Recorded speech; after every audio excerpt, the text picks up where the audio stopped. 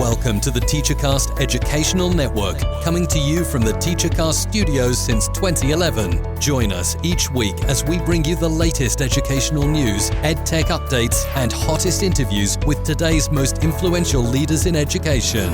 And now, for your host, Jeff Bradbury.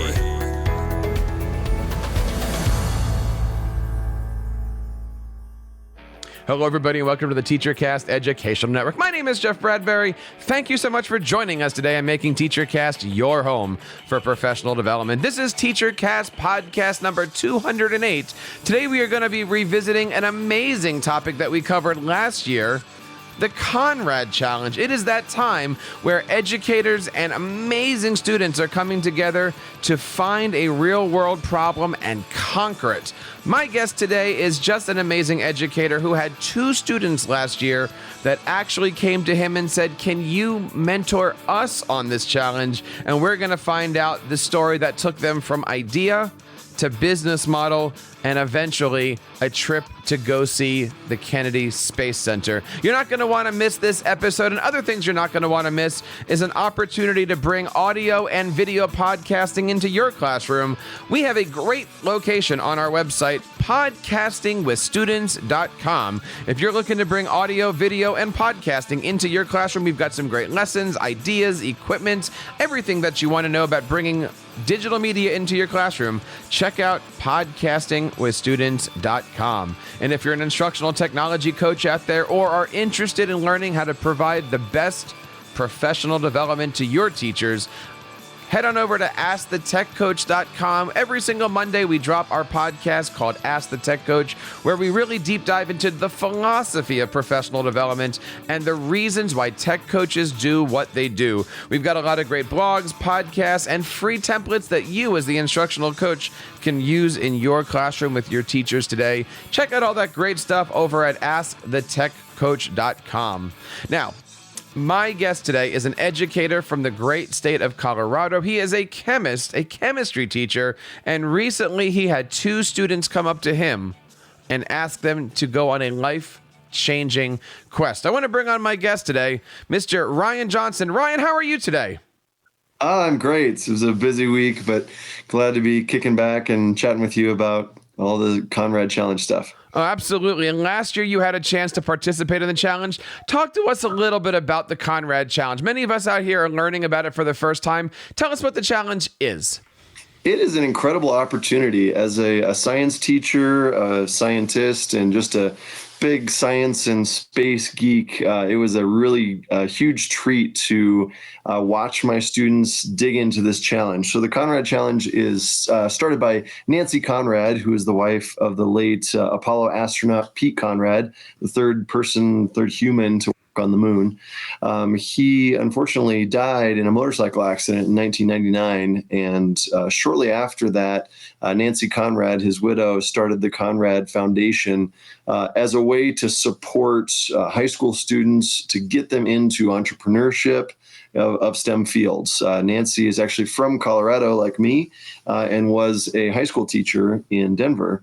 And so she has a background in education and is just really passionate about firing kids and teenagers up to get into STEM fields and to explore global entrepreneurship. You know, I love the fact that the challenge really, inspires students for greatness and really pushes them to the limits, much like those Apollo astronauts. Absolutely. In fact, that's exactly what I saw from my students. They were two former chemistry students of mine that I had had the year prior to last year, and they came up to me out of nowhere in November and asked if I'd be willing to sponsor them and be their coach for this competition. I honestly had no idea anything about it, and just agreed, saying sure, because they were both rock stars that I'd really enjoyed having in class. Had no idea what I was getting myself into, and they took it and ran with it and blew me away the whole time. So how did they find out about the challenge? They're both just really deep thinkers and always looking for literally a challenge. And I think Ethan, one of the students that were on our team, ran across it because he was looking at scholarships. He was a junior last year, is a senior this year. So I was already starting to think about scholarships for college and ways to have the most options for him for college and ran across the Conrad Challenge. Now, I know a lot of teachers out there might have students that are, as you said, go-getters, and they're interested in pursuing their own dreams, mostly in the STEM fields. As a mentor to these students, as somebody who's working with them and putting this team together, what are some of the things that you needed to learn in order to support your students? I think that the business side of things was the steepest learning curve. A large part of the Conrad Challenge, in addition to exploring a STEM field and the entrepreneurship that comes with it, is developing a business plan. So for my students, for instance, they developed a smartphone app. And in addition to having to reach out and connect with people in the computer business and in the app development field, they also had to develop a business plan to sell and pitch their app to potential investors. As a scientist, I haven't really had a whole lot of experience with that. I've done some grant writing, but that's about it as far as business goes. So that was a steep learning curve that I had to learn a lot to help guide them and answer their questions. They did most of the learning on their own and would come to me with questions that forced me to do a lot of research for. So the Conrad Challenge, of course, is an annual event, and Correct. It's about for students between the ages of 13 through 18. You're putting them into teams of 2 to 5 students. Now, how many students did you say were working in your group? Was it 2 or 3? I had 2 last year. Ironically, today they came to me and said, "Hey, can we steal your classroom at lunch?" And I said, "Sure." Turned around and there were 20 kids all in my classroom. And all are preparing their application for this year's Conrad Challenge. So I may have to find some other teachers to join in with the sponsorship for this year. Now, the challenge starts in the fall, and of course, it culminates in the springtime. Talk to us a little bit about the journey that your students went on. You said that they came up with an idea for an app, and did they actually do the app themselves, or was the idea for them to find somebody to build it? What was that whole business model and business plan that they decided to put together? Right. So there are multiple steps in the Conrad process. There's the business plan, an investor pitch, and then culminates in the finalist round where you actually go to the Kennedy Space Center, get up on stage, and pitch your idea to a panel of judges who are from different industries that would potentially invest money. So they connected with app developers, and the app was for analyzing beetle kill. So pine beetle infestation is a big problem in Colorado, especially with increasing changes in climate that are causing dryness and forest fires. So they also connected with folks in the forestry business and talked to folks from the Forest Service about the process that's already in place so they could figure out a way to improve it and tackle the problems that were presented. Along the way, they did develop a prototype of their app, wrote a business plan for how they would get investors to pay for the app development as well as implementation of the app. So it's pretty impressive and very in-depth process. Now, was this the project that they came to you with, or is this something that was the end result of a major brainstorming session and a lot of pizza? No, so they came to me with this app idea, and honestly, I said, I'm a chemist. Maybe you should talk to the environmental science teacher. And they said, no, it's okay. We want you. We had a great experience in your classroom, and we just need some guidance along the way. So I agreed, and we ran with it and explored and learned a lot together. What advice would you have for any teacher out there that might be interested in getting involved in this? Is it one of those things that you can stick up on the wall and promote? Is it one of those things where you just wait for a student to have that chutzpah and then you present it? Like, talk to the listeners out there about this from the point of view of a teacher. I think that if you want to implement this in your school, and I highly recommend that you do, because it forces such growth and maturity within these students, that you make it a club. I know I spoke to a lot of the other coaches and teachers at other schools where this was either a regular club or it was a project that was tackled by like an aerospace club or some kind of science Olympiad or science team. where this is the culminating event of their year, putting this together and competing in the challenge. I think that would probably be the most successful way to implement it. I think that these students just happen to be extremely self-motivating, that they found it, sought it out, and brought it to me and asked for my guidance. Without their motivation, I don't know that it would have happened otherwise. I think it really does require some motivation by the teacher and some know-how by the teacher. I would assume that if you're going through this, like you have already said a few times, you can't do this alone. Your students need to be able to reach out to their local and global community for these real world problems. I got to ask, what was the breakdown of how much did they do in reaching out to these people, and how much did you help them or nudge them or give them that guidance? I honestly did not do a lot. As we got further in the process and they would run into roadblocks, say, I really need to talk to someone in this field, I would give some suggestions, do a little bit of research and point them in the right direction. And then they did all the groundwork.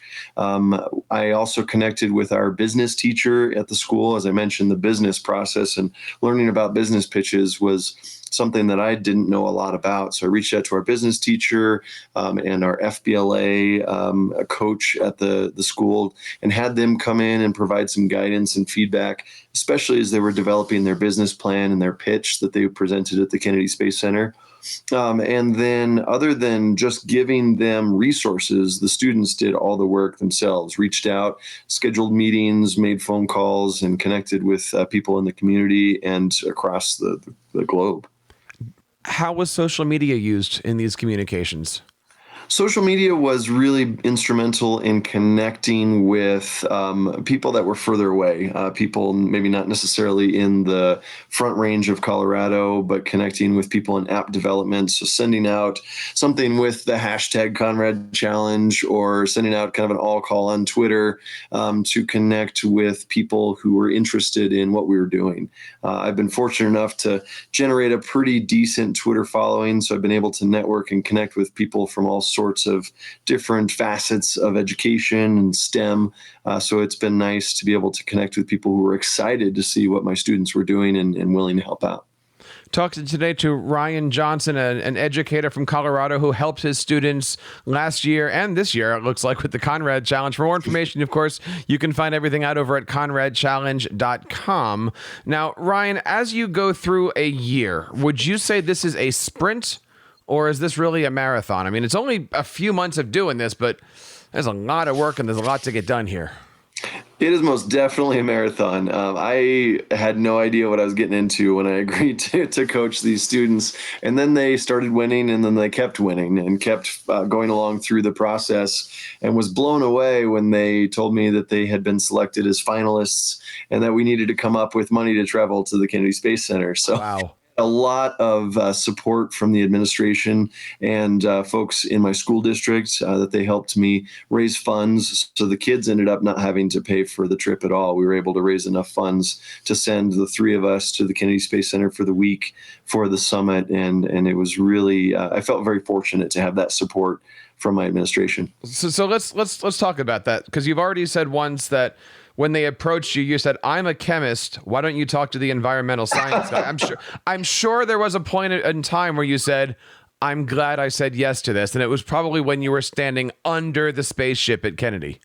Absolutely. As I mentioned, I'm a huge space nerd in addition to a chemist, and I felt pretty spoiled by what these kids had ultimately, and grateful for what they had brought to me as well. I honestly figured we would put together a business plan, do our best, and see what happened. And they blew me away with the product that they produced, and then with progressing all the way to the finalist round. So let's talk about that, because recently on this show we've done a few episodes with the first Lego League, and we were talking on those episodes of how teachers are helping teams of 4 or 5 people create Lego robots and do competitions. This is similar, yes. Not to compare, but similar in the fact that you've got students who are motivated to create something that's never been created before, and now they're going up against other schools. Right. This is a global competition. When you do these competitions to go beyond the first couple of rounds, Is that local? Is that virtual? Is it video? Like, what do these things look like? The first couple rounds of this competition are almost entirely digital in that the students are sending a digital product, either videos or a digital presentation or a digital business plan that's written up. So there was quite a bit of guidance in helping them develop this plan and helping develop their video. But other than that, it wasn't until we got to the Kennedy Space Center as finalists that there was any interaction with judges other than through email. And seeing that connection really blew me away. I have this fantastic mental image in my mind of my students playing volleyball with some kids from Australia who were there as part of the challenge. And then there were folks from Malaysia and India and the UK and just all over the place. And watching them kind of mesh and collaborate and be excited for each other. I wasn't sure what to expect as far as camaraderie or of competition. And the teamwork that the challenge engenders was phenomenal. We talk a lot here about authentic learning, and with your students last year, it really was, hey, Mr. Johnson, I want to change the world. Would you help me? Right. And they are. That's pretty awesome. Absolutely. Yeah. And the projects that were at the finalist round at the Kennedy Space Center were incredible. Everything from the better recycling tools to how to tackle the problems of teenage vape use, to climate and environment changes like my students tackled. So it kind of ran the gamut of all sorts of real world problems that these kids were tackling. And now, of course, these students in their classes, I'm sure, are celebrities. They're definitely celebrities. I think some of my colleagues are probably a little tired of me bragging on them and sending out all school emails talking about how the incredible things that they've done. So what does the future hold? You said you've got 20 students who are interested. Yeah. If you were to go back in time and say, hey, last year, know these things. What do you wish you knew last year that you know now and are better prepared for the future? I think just to take the process seriously from the beginning. I honestly will admit that I didn't realize the depth or the breadth that this challenge would take throughout the 6-month or so process that we followed it through. I didn't realize how amazing these students could develop this business plan and truly produce a product that could be ready for market in the world. So I think that just being able to engage with your students and being ready to be blown away by what they can produce is vital for success. So other than the opportunity to spend a weekend, I guess it is, or maybe a few days in Florida with their favorite teacher, what is the outcome of this? Do they win prizes? Do they win cash? Do they win an opportunity, scholarship? What's the pinnacle here for this? Right. So as a finalist, it kind of depends on the different categories. So there are several different categories that you can compete in. My students competed in the energy environment category. There are also ones that are competing for the smoke-free world. There's all sorts of different categories that they can select depending on their interest. And the different categories also have different kinds of prizes because they are sponsored by different corporations and different groups. But most finalists can qualify for, I think, up to $75,000 or so worth of scholarship opportunities at select universities. My students also won several internship opportunities, some cash prizes. They won these incredible levitating globes of the moon, which light up, and I was really jealous of. I kind of wish that I'd gotten one too. So did you have to raise money to bring all that stuff back to Colorado? No, the Conrad Foundation. Right. Yeah, the Conrad Foundation just sent it. In fact, it showed up at the school one day, this heavy, probably 50-pound box, and I wasn't sure what it was and opened it up. And once I realized it, I was almost tempted to just keep them for myself. That is awesome. I look, first of all, congratulations on a few things. Congratulations on getting it started, getting it off the ground. Thank you. And getting to the finals with everything. And I would even say even bigger, 20 students now want to take that trip. Right. Or is it 20 students want to have the opportunity to go to the Kennedy Space Center with their favorite teacher? Like, how does all that work? Well, most of them that showed up today I've had in classes before, or I have this year. There were a few that I didn't know that were just excited to learn about it, and I totally was blown away because, again, this wasn't even my grassroots effort. It was the students from last year, the two that came with me, Taylor and Ethan, that trumped up this interest in these other students and said, we're really excited. So I made them a deal that if any of them make it to the finals, that I'll raise the funds to go a couple days early and go to Disney World as well. That's pretty awesome.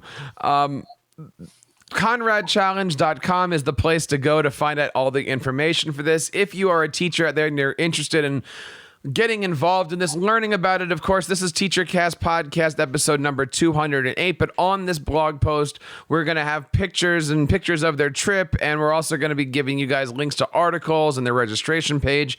Everything that you need is over on TeacherCast.net, and you can just do a search for episode number 208. Ryan, before I say goodbye and say thank you here, what advice do you have for teachers that are out there that may be interested but not quite interested, but kind of nervous? Talk to your teachers out there. Yeah, whether it is the Conrad Challenge or another opportunity out there that you seek out for your students, this was career changing for me. Watching these students go from two kind of bumbling, nerdy kids that I had in my chemistry class to these incredible entrepreneurs who could stand up on stage with confidence and passion for this project that they had developed from the ground up. It brought so much real world learning to them and to me that it was really powerful and impactful for these students and for me and how I approach problems with my students in class. I think being able to bring those connections in the community and in the STEM world at large to your students, connecting them with people that are working in fields from everything from computer science and artificial intelligence to the Forest Service and field scientists that are on the ground working, was really powerful for these students, and I think can be powerful for every student in everything from a freshman biology class to an upper level advanced placement or IB class. So having those connections is powerful. Throughout your journey with your students, throughout the journey with this challenge, what do you think was that ultimate teachable moment that you had or they had that maybe gave you that aha?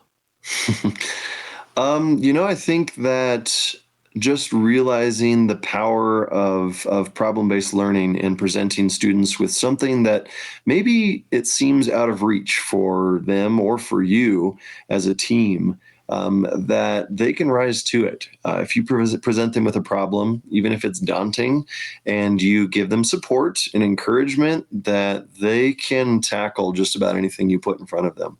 I think that letting your kids rise to the challenge, even if you have to provide pushes and boosts here and there, is the key for powerful experiences within and without the classroom. Can you leave us with a memorable story of the event, of the trip, of the journey that you got there? Something that sticks in your mind that maybe as you get started with the next 20 kids, you're going to start off a lesson by saying, here's something that we did that might help you in the future. I think standing underneath a Saturn V rocket at the Kennedy Space Center, watching kids from all over the globe dancing to the song Rocket Ships was really powerful for me as an educator. Really realizing that STEM and STEM education, it really transcends all groups, all ethnic backgrounds, all levels of education. There were kids as young as 13 or 14 up to seniors in high school, and they were just there, excited to share their ideas on how to change the world, and it was powerful. Powerful moments with your students, being able to not only say, I want to change the world, but doing something to make sure that happens. That is the Absolutely. Conrad Challenge, and it's happening right now. Check out all the information over at ConradChallenge.com. And Ryan, number one, you are obviously a very inspirational teacher, and you are doing everything you can to inspire a generation of students out there, not only in Colorado, but around the world. Congratulations for all your successes, and congratulations for having that opportunity to really inspire your students to achieve their goals. Thanks so much. I appreciate it. And we want to know what you guys are doing this year. If you're looking for more information, check out all the great stuff over here on TeacherCast.net. Again, all the information for this is going to be over on TeacherCast podcast episode number 208. And you can also do a search for Conrad Challenge. We've actually done 2 podcasts now, one this year and one last year, featuring Nancy Conrad, who tells us the whole history of the show. We're going to link that also in our show notes, so check that out today. If you are taking the Conrad Challenge, we would love to hear from you, and we would love to share your story. So reach out to us and invite yourself on the program. We would love to have you back on the show at some point in time. Of course, check out all the other great things that are happening on TeacherCast. Every single Monday, we drop our Ask the Tech Coach podcast, the podcast for instructional technology coaches. And if you're interested in bringing audio and video into your class, don't forget you can go over to Podcasting with Students today and learn how you guys can bring amazing digital lessons into your classrooms. Well, that wraps up this episode of the TeacherCast podcast. On behalf of Ryan and everybody here in the TeacherCast Educational Network, my name is Jeff Bradbury, reminding you to keep up the great work in your classrooms and continue sharing your passions with your students. You've been listening to the TeacherCast Educational Network, hosted by Jeff Bradbury. Please reach out to the show with all of your questions on Twitter @TeacherCast or online at www.teachercast.net. Be sure to subscribe to our podcast so you don't miss any future episodes. And please take a moment to write a review in the App Store.